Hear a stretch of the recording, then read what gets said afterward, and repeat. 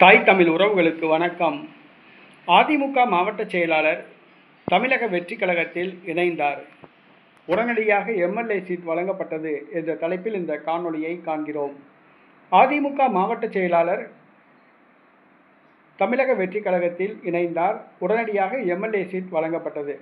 நேற்றைய தினம் அதிமுக வேட்பாளர் பட்டியல் வெளியிடப்பட்டது. அதில் திருவண்ணாமலை கிழக்கு மாவட்ட செயலாளராக இருப்பவர் தூசி மோகன். இவர் செய்யாறு தொகுதி முன்னாள் சட்டமன்ற உறுப்பினர்.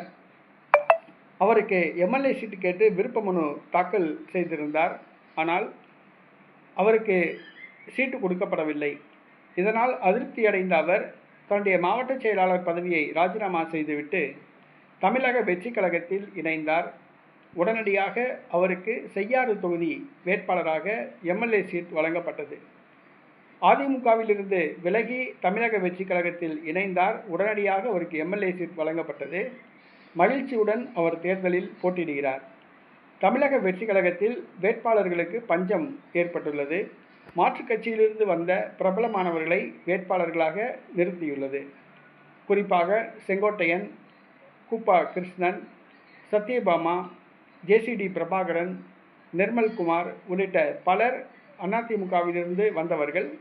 அவர்களை தமிழக வெற்றிக் கழகம் வேட்பாளராக நிறுத்தியுள்ளது. தமிழக வெற்றிக் கழகத்தில் வேட்பாளர்களுக்கு பஞ்சம் ஏற்பட்டுள்ளது.